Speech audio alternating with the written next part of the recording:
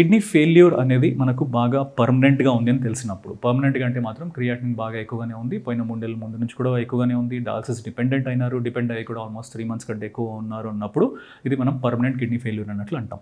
అంటే acute problem ఉండి ఈ మధ్యలో ఉన్న కిడ్నీ ప్రాబ్లం వచ్చి సడన్గా కిడ్నీ ఫెయిల్యూర్ అయింది, ఫెయిల్యూర్ అయిన తర్వాత 3 నెలల వరకు ఇంకా డయాలసిస్ నుంచి రికవర్ అవ్వట్లేదంటే అది కూడా క్రానిక్ కిందనే చేంజ్ అయినట్లు. ఆర్ క్రానిక్ ప్రాబ్లం ఉండి అంటే ముందు నుంచి కిడ్నీ స్లోగా పనిచేస్తూ ఉండి బాగా పెరిగి డయాలసిస్ స్టేజ్ వచ్చినప్పుడు కూడా అప్పటి నుంచి ఇంకా డయాలసిస్ అనేది పర్మనెంట్గా ఉంటుంది. సో లెట్స్ సే నా దగ్గర రెగ్యులర్గా ఫాలోఅప్లో ఉన్నారనుకోండి, నేను ఆ ఆప్షన్ మేము ముందే ఇస్తాం. ముందే ఇవ్వడం అంటే ఎట్లా అంటే బై ఛాన్స్ వాళ్ళు రెగ్యులర్గా వస్తున్నప్పుడు ఈ పర్టికులర్ పరిస్థితిలో అంటే 6-7 టచ్ అవుతుంది అన్నప్పుడు ఇంకా మనం ప్రెడిక్ట్ చేయగలుగుతాం ఇంకొక నెలలో అట్లా డయాలసిస్ స్టేజ్ వస్తుంది అన్నట్లు మనం పేషెంట్స్ కూడా చెప్పగలుగుతాం. సో ఆ స్టేజ్లో మనం డైరెక్ట్గా మార్పిడి చేస్తే అది బెస్ట్. దాన్నే ప్రియంటివ్ ట్రాన్స్ప్లాంటేషన్ అంటాం. 6 దగ్గర 7 దగ్గర కిడ్నీ ఫంక్షనింగ్ అనేది less than 8% అన్నట్లు, అంటే 8%, 10% కంటే కిడ్నీలు రెండు తక్కువగానే పనిచేస్తున్నాయి. అట్లాంటి టైంలో ఎప్పుడు డయాలసిస్ అనేది బెస్ట్ ఆప్షన్. డయాలసిస్ కంటే ట్రాన్స్ప్లాంటేషన్ అనేది బెస్ట్ ఆప్షన్ అన్నట్టు. కానీ ట్రాన్స్ప్లాంట్ చేయాలి అంటే ఒకటి ఎట్లా అంటే మన వాళ్ళు ఇచ్చేవాళ్ళు ఎవరైనా ఉంటే ఇంకా తొందరగా అవుతుంది. బై ఛాన్స్ అట్లాంటి వాళ్ళు లేరు అన్నప్పుడు అప్పుడు మనకి ఇంకా ఆప్షన్ అనేది కొంచెం తగ్గుతుంటుంది. ఇప్పుడు ప్రస్తుతానికి ఉండే దాంట్లో జీవన్దాన్ ప్రోగ్రామ్ కింద కూడా తెలంగాణ గవర్నమెంట్లో మనకు బాగానే ట్రాన్స్ప్లాంట్స్ అన్నీ అవుతున్నాయి. అది కాకుండా ఇప్పుడు ఇంకా బెటర్ ఆప్షన్స్ అనేది ఎట్లా అంటే ఏబిఓ ఇన్కంపాటబుల్ ట్రాన్స్ప్లాంట్ అంటాం.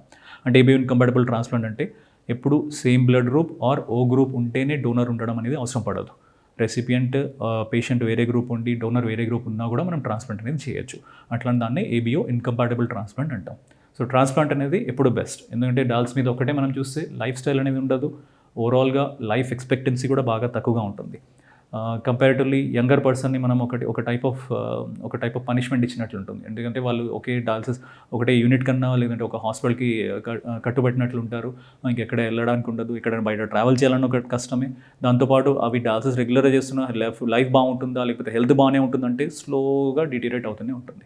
కొంతమంది లక్కీ మెంబర్స్, ఎందుకంటే ఇప్పుడు కూడా మేము చూస్తున్నట్లు మా దగ్గర ఉండే పేషెంట్స్లో 85-year-old పేషెంట్స్ ఉన్నారు.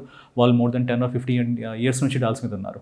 వాళ్ళు ఇంకా లక్కీ అనాలా అన్లక్కీ అనాలా అని చెప్పలేము. కానీ డయాలసిస్ మీద అందరూ సస్టైన్ చేయలేరు, అందరూ వాళ్ళ బాడీ అనేది కరెక్ట్గా అట్లా మెయింటైన్ అవుతూ ఉండదు. అట్లాంటి పరిస్థితుల్లో ఎప్పుడు బెస్ట్ ఆప్షన్ అనేది మనకి ట్రాన్స్ప్లాంట్లో కూడా మీకు 100% గ్యారంటీ అనేది ఎప్పుడు ఉండదు. 90% వరకు గ్యారంటీ చెప్పగలుగుతాం. ఎందుకంటే ఆ 10% అనేది మనం ఎంత చేసినా కూడా ఒకసారి వాళ్ళ బాడీ కిడ్నీ పెట్టిన తర్వాత ఎట్లా బిహేవ్ చేస్తుందో మనం ప్రెడిక్ట్ చేయలేము. అట్లాంటి పరిస్థితుల్లో ఆ 10% వదిలేసి మనం 90% ఏమవుదు అన్నట్లు అనుకుని ముందుకెళ్తేనే బెస్ట్ అన్నట్లు. ఎందుకంటే ఓన్లీ డాల్స్ మీద ఉంటే లైఫ్ ఎక్స్పెక్టెన్సీ అనేది ఒక నెక్స్ట్ 5 yearsలో ఓన్లీ 30% ఉంటుంది అన్నట్లు. 30% కంటే ఎక్కువ లైఫ్ అనేది ఉండదు నెక్స్ట్ 5 yearsలో. అందుకే బెస్ట్ ఎప్పుడు ట్రాన్స్ప్లాంట్ అన్నట్లు.